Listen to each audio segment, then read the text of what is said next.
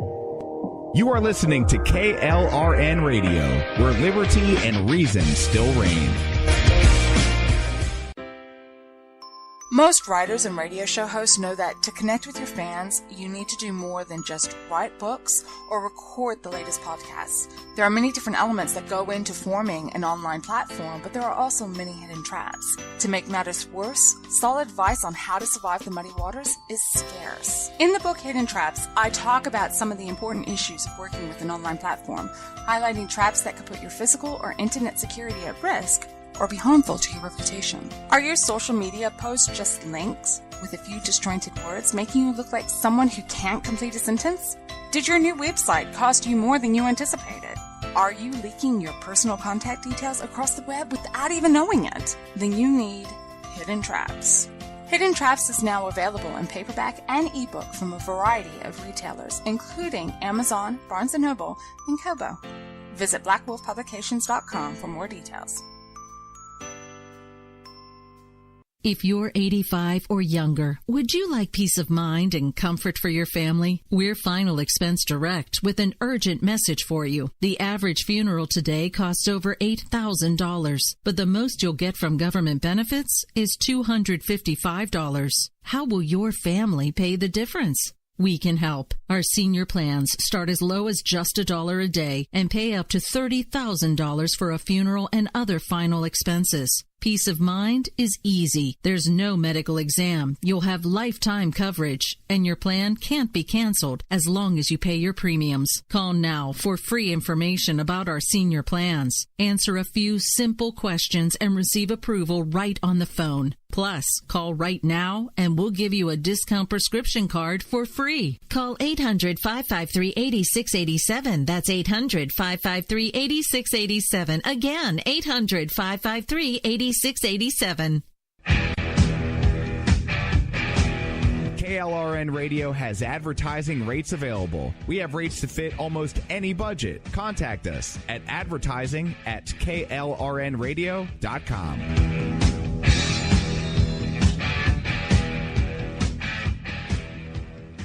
Everyone loves liberty. Our rights come from God, not the government. So why are you letting other people tell you what's best for your health care? Exercise your freedom with Liberty Health Share. Liberty Health Share is a community of people who voluntarily share one another's medical costs. Liberty Health Share is founded on the idea that most people truly want to help one another. Healthcare sharing allows members to do just that as a true community that supports one another in times of need. Liberty believes people should make decisions for themselves and their families. Members are able to take back the freedom to make their own decisions about their health care. Freedom from guilt or doubt about how your money is used. You have the freedom to direct your health care, not to be dictated to by bureaucrats. Stop letting others tell you what to do and join a community of like-minded people. Exercise your freedom. Join Liberty Health Share and take back the control of your health care while helping those around you. Call Liberty at 855-58-LIBERTY. Again, that's 855-58-LIBERTY for more information, or you can check them out at libertyhealthshare.org. Again, that's libertyhealthshare.org. My son was in the Army back during Desert Storm, but even then he wanted an MBA. He looked at a dozen schools, but only one offered the online education and flexibility he needed while he was in a tent in Iraq. Grantham University. Turns out that Grantham's been delivering affordable, relevant college and advanced degrees for over 65 years. Heck, if they can deliver a quality education to a soldier in a tent overseas, think about the flexibility Grantham can offer you so you can earn your degree too. It doesn't matter how complicated or full your life is. If getting a degree is on your bucket list, you'll want to do what my son did. You'll want to call Grantham. Find out how easy it is to get started on your education so you can check that college degree off your bucket list. Call Grantham right now. 800-910-1370. That's 800-910-1370. Flexible, affordable, relevant. Call 800-910-1370. At St. Jude, a family never sees a bill at all. It's like the world has been lifted off of your shoulders. St. Jude Children's Research Hospital. Finding cures, saving children. Learn more at stjude.org. Sometimes writers feel lost, unsure why a passage may not be working. It takes another set of eyes to help us nurture our writing into full maturity. At Black Wolf Editorial Services, we strive to enable writers to develop and grow, offering manuscript critiques and line edits through a mentoring editorial style. We also offer assistance on generating a writer's bio for your websites. Black Wolf Editorial Services, nurturing your writing into maturity. For a full list of services, visit blackwolfeditorial.com. You're listening to the Spark Radio Network, internet radio like you've never heard before. Innovation, creativity, and imagination are all said to begin with a spark. So fasten your seatbelt and take the ride of your life and listen for the spark. And so, my fellow Americans, ask not what your country can do for you, ask what you can do for your country. Freedom is never more than one generation away from extinction. We didn't pass it on to our children in the bloodstream. The only way they can inherit the freedom we have known is if we fight for it, protect it, defend it, and then hand it to them with the well-taught lessons of how they in their lifetime must do the same.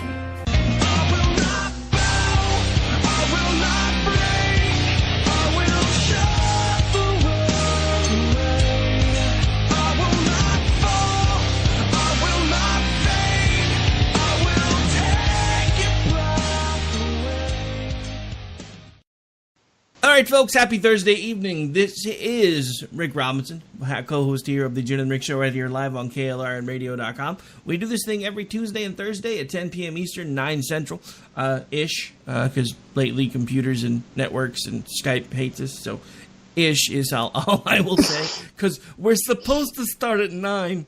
It's ish. But anyway, so... But before we get into the meat of the show, I have to do this because I didn't do my show today because I was stuck in traffic and I had a migraine and I knew I was going to violate all kinds of language rules if I hopped on the radio and did a show with as angry as I was earlier. I've calmed down some, but I still need to put two things in permanent recorded format because, first of all, someone told me today that even though I said this about 5 years ago on the Finding Common Ground show, that when I said that Bill Clinton, if he had managed to be able to keep his dick in his pants or keep from lying and getting impeached for committing perjury, would probably have gone down in history as one of our better presidents, I actually said that. I said that 5 years ago on a show that I used to co-host with a liberal because unlike the rest of you morons, I'm not somebody who is afraid of hearing other opinions. I have not ended friendships over political disagreements, unlike some people, and you know who you are. I have not wished death upon people just because they're the opposite party and hold different beliefs than I do. But I will tell you the one thing that I am really getting sick and tired of is having people with Never Trump and Resist and alt-right and everything else in their bios coming at me because I'm either praising or criticizing President Donald Trump. He's the president. That's my job. He is POTUS. I am supposed to look at what he does, evaluate what he does, and decide whether it works, whether it doesn't work, what we need to do to fix it. That's what I'm supposed to do. So if you want to come at me, that's fine, but I have to warn every single one of you, if you didn't notice earlier today, the gloves are off. I'm done being nice. I'm done pulling punches. I am tired of trying to stay above the fight when every single one of you keep wanting to come at me and try to kick me in the nuts. So that's fine. You want a street fight? That's how I grew up. I'm done. I'm over it. I'm over all the hate. If you guys want to come at me, that's fine. I can come right back at you. But I'm telling you right now, I am done. If you have this stupid BS in your bio, just stay away from me and stay off my TL. Period. End of sentence. End of discussion. Good evening. Sorry. No, I agree. It's just gotten to, I didn't think it could get much worse than it was right after the election. And unfortunately, as you and I both know, I feel like there are some people that have just continued to fester, really, is what it is, and become more embittered and more angry instead of less. And I guess I don't really understand it either. I live in a world surrounded by liberals and people that I disagree with, and 99% of my, people that I have called friends for most of my life are very liberal, and a lot of my family members, and that doesn't keep me from loving them. And there are some of them that we absolutely avoid. We avoid politics because it's going nowhere. They've got their minds made up. I've got mine. We're just not going to find any common ground. And then there are a lot of people that we don't believe the same things, that we talk about it all the time, every time we see each other. And, it makes some people uncomfortable. I'm not going to lie. It does, because sometimes it gets a little bit heated. But these are people I've been doing this around, we'll say the water cooler, more like the keg, with for, the better part of 15 years now. They know who I am. They know what I believe. I know who they are and what they believe. And while their Facebook posts might get rather annoying, when we're talking face to face and we're truly friends that are having this discussion, for any mature adult, that's completely okay to do, and it's reasonable to have. And then, at some point it turns to college football or something else, and more people join in, and we're cheersing and move on with life, and we're giving each other hugs and saying, "Kiss the kids for me before we leave," on our way home. So it's just really sad the way that it has gotten to the point that some people would rather say good riddance because of the difference in opinion and the disagreements. And not even really true disagreements, because it's happened with a lot of people where you just wake up one day and you find out you're blocked or you're unfollowed or something, and it's someone that you talk to on a regular basis, and you're like, wait, what the heck? And it was all because they saw a tweet that you were doing, and they saw something you retweeted. And that kind of just, I don't know how to process that kind of thinking, really. It's not how I operate. I do get tired of people, and so I'll quietly unfollow. I don't make a statement. I don't make a big deal, but not good friends. People that I've just followed, and whatever, whoever they are, who cares? Okay, I'm sick of seeing their crap on my TL. Everyone's prerogative, and anyone can unfollow anyone at any time, but we're talking specifically about how friends have operated, and it just seems like, and I know it's happened with friends of mine in real life too, this particular time period of politics has made some people more angry, more bitter, and more likely to go the route of disowning people than any other time that I really remember. And the Bush years were awful with my liberal friends. Let me tell you, it was terrible. I thought I was going to lose some friends during the Bush years because of how much they bought into the whole evil empire thing that Bush was part of. It was this huge dummy that got propped up and put in, and he was a part of this evil dynasty that was in bed with Saudi Arabia, and they were just going to screw over the whole world, and it was all about oil and blood money. And I thought that was bad, and I was wrong. That was a cakewalk. And all of the people that were truly my friends during those years are still my friends now, but a few of them have made it a lot harder this time around because it has inspired so much more vitriol. And I don't think you can lay that at the feet of any one politician. That's kind of where the society has been headed for a long time, with the rabid radicals on each end. And it's coming close. That rabidness is creeping closer and closer to the middle and infecting all parts of the political spectrum. So I think it's only going to get worse. Well, all I have to say, and forgive me if this makes anyone cringe, but 2016 version 3.0 sucks donkey taint. It does.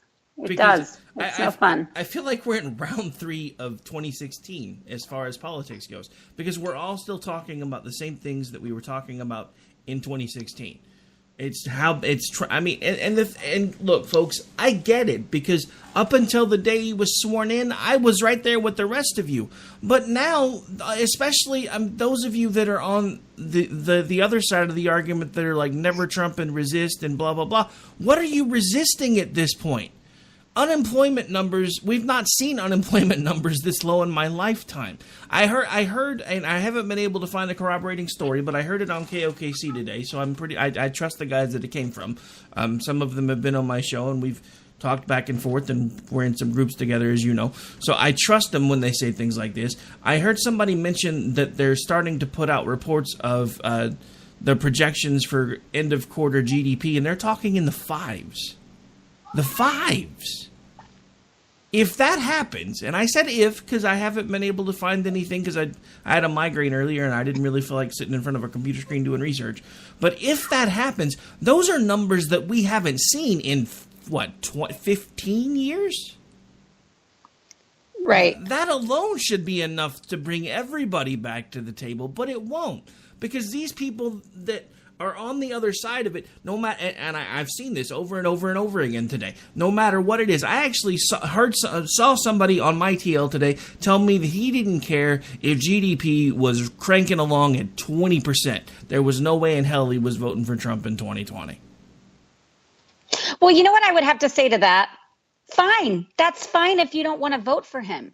But what good is it doing to say that you're standing by your principles and say that you're standing on values and that is the reason why you can't vote for this man? Fine, good. My problem is you're now sacrificing your principles and sacrificing your so-called values that you claim to have because you can't admit a win for either this administration or this version of Congress, of the Congress GOP.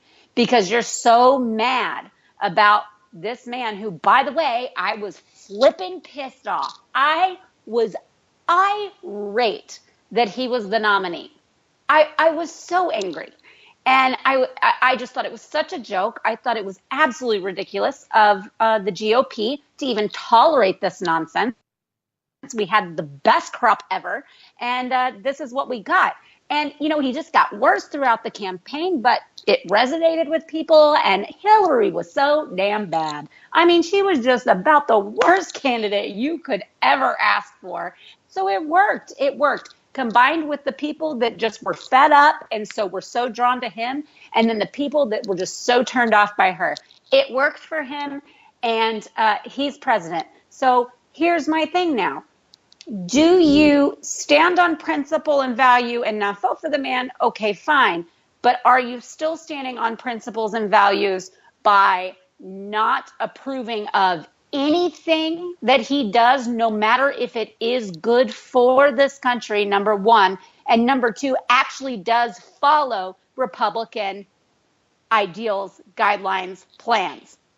Do you, just because it's him, spit in the face of that and say, screw it? And do you also say that you're not going to, that you would rather, which is something I've seen a lot lately, that you will vote for Democrats now in order to counteract Trump, in order to counterbalance is the word being used, counterbalance. Well, what the hell is that? So you're saying you are sacrificing your principles. You are laying your values down. Because that's what you're accusing all of the Trumpers of, especially the evangelists, which I will tell you, I'm sorry, I kind of agree with that. Some of the things that they have excused and supported in the name of Christianity has been appalling to me. So I can understand that. I can get on board with you on that. But when you're going to sit here and tell me that all these other people are sacrificing their principles and you're saying you're being the true conservative and you're standing on your principles, you're standing your ground and you are not going to budge because you do not sacrifice your values, and you turn around and vote for Dems for the next 3 to 7 years, then you're voting for abortion. Blood is on your hands. You are voting for there to be basically no law and order in this country when it comes to immigration and border control. You are voting to take money out of hardworking people's bank accounts. You are doing that. Not these other people, not Trump. You are complicit and you are to blame. And I will not be apologetic about laying blame on your head. You know the worst thing? I actually was in a really good mood today because it was payday today and I opened my paycheck and I had an extra $70. Oh, my husband, it's mine, but he did too. We were expecting about 40 and it was 70. We were so excited. I was like, all right, this is that's huge. It really is, but that's the thing that I'm talking about. These same people that keep telling me how conservative they are, we just had a president do a major overhaul of the tax system to the point where he's made it more business friendly. He's literally removed hundreds, if not hundreds and hundreds of regulations that were job killers, and he's still cutting regulations. What doesn't concern me is the fact that he's cut them, but it's the fact that there were so many that needed to be cut in the first place. What the hell has been going on in our government in the last 25, 30 years? If there's that many regulations where he's only been in office for a year and he's literally cut more regulations than any other president in history, what the hell does that say has been happening with the last two presidents? At least. Right.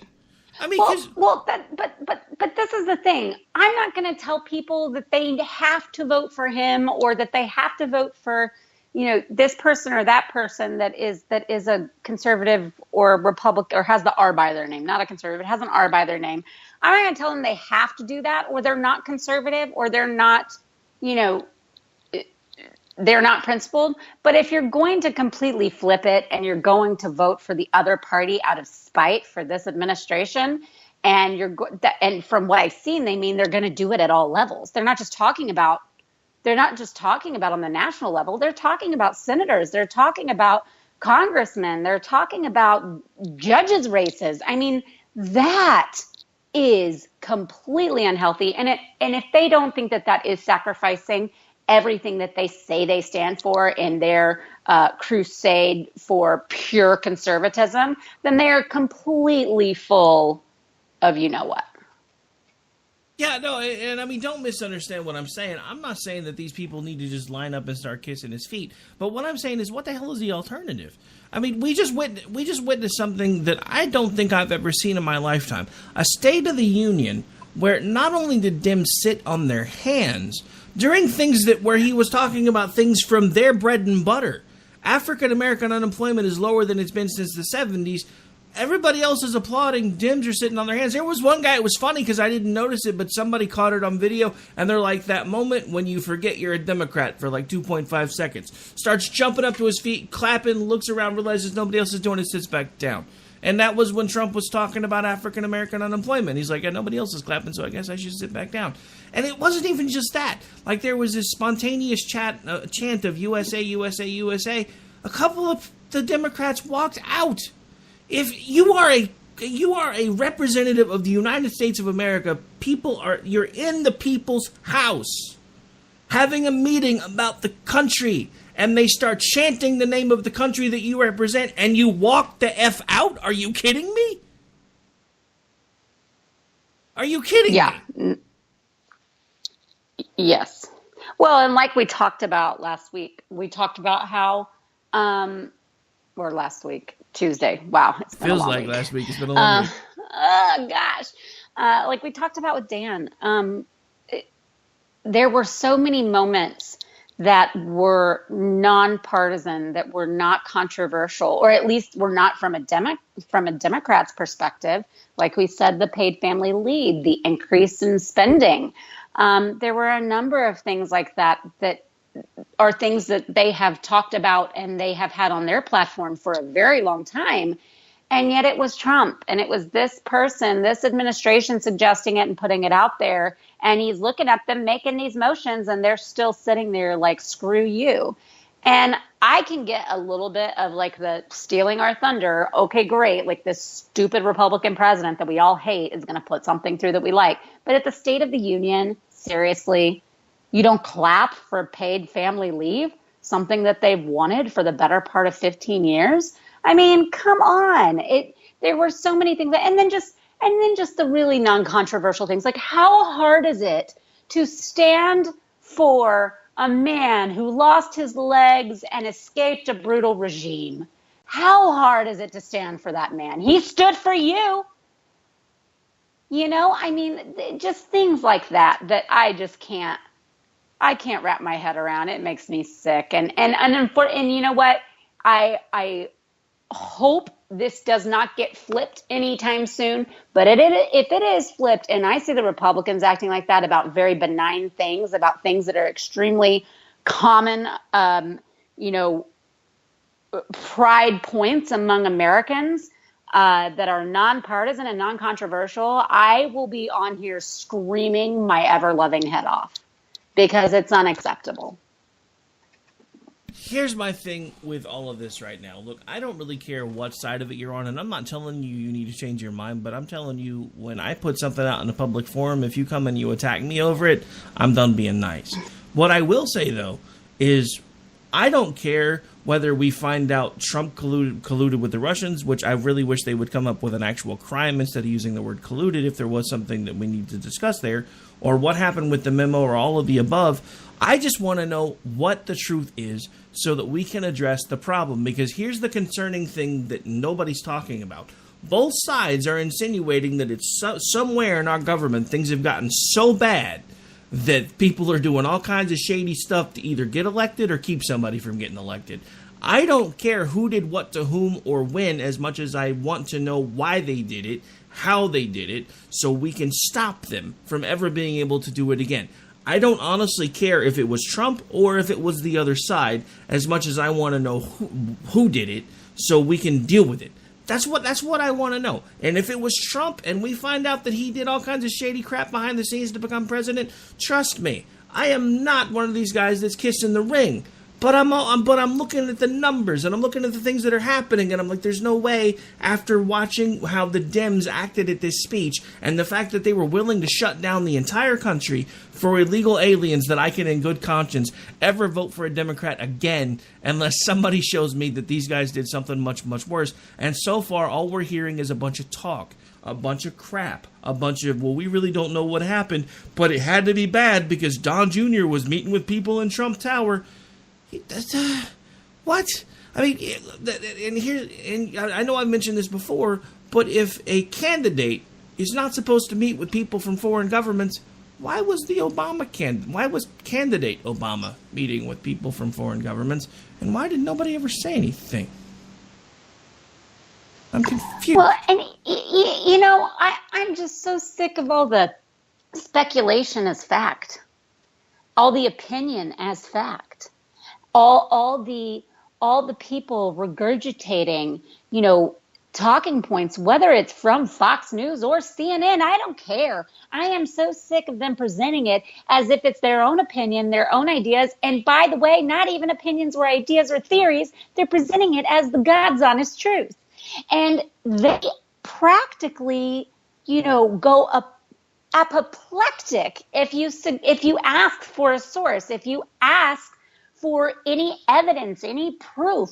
They go insane about it. And they're like, well, you're too stupid if you can't see it. No, but I mean, I seriously have not. There's been all of this talk. There's been a lot of rumors, and there's been a lot of speculation. And there's been a few things that are kind of, there's some coincidences that have happened. But as far as hard given evidence, if they have it, we haven't seen it. So I'm just kind of sick of overall the what if, and this is this and that is that, and when really no one knows a freaking damn thing. Exactly, and that, and not to, well, actually, kind of along the same thing, because that same thing kind of happened to me, because I was in this days-long discussion with people about, look, all I want to know is what the truth is.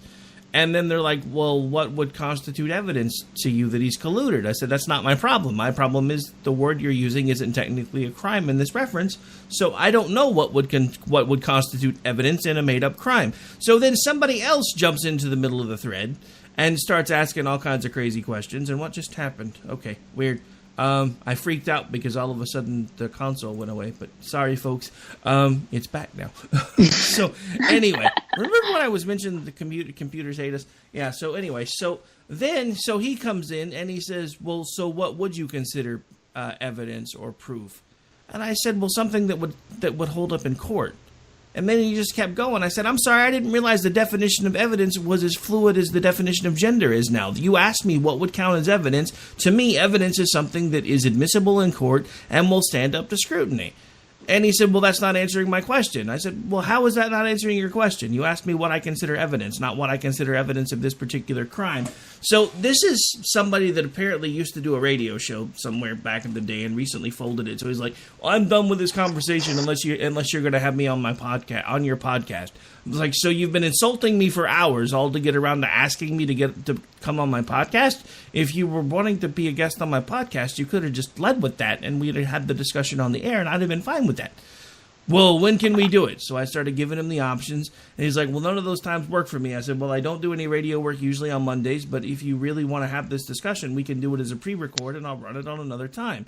So then he starts in again. So I finally told him, I said, look, as a former private investigator, let me tell you what I will consider evidence. Because when I did this type of work, digital crap wasn't admissible in court. And as far as I'm concerned, it still shouldn't be because it's too easily manipulated. You want to know what I will consider proof? Some sort of actual tangible paper trail or some sort of photographic evidence that is not digital and cannot be altered that he's actually done these things. Well, I didn't realize you were insane, so F the podcast. I'm out. Well, I think my problem, and I watched a lot of that go down, my problem with that person's argument and what I've run into a lot has been, you provide me how it's not true. You provide me the evidence that doesn't support collusion. You prove to me that there was none. No, that's not how this works. Hello, McFly. That's not the way these things go. We don't prove innocence. We prove guilt. When did we stop remembering that? It's happening all over the place.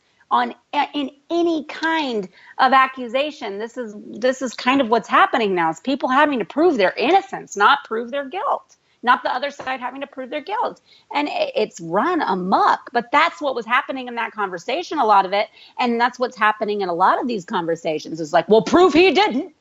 Well, no, you're the one accusing him. I don't have to prove a damn thing. Yep, and that's kind of where I kept trying to go with it. And that's when someone who shall remain nameless started liking and retweeting a lot of things that the other person was saying. And that was when I realized that we had a problem. But anyway, so on that note, I promise when we come back, we're going to have a little bit of fun. We got to take a break, but when we come back, we have a new parody put together by the Third Rail Rambler boys. This one is outstanding, so stay tuned. We'll be right back here in about 3 minutes. Don't go away.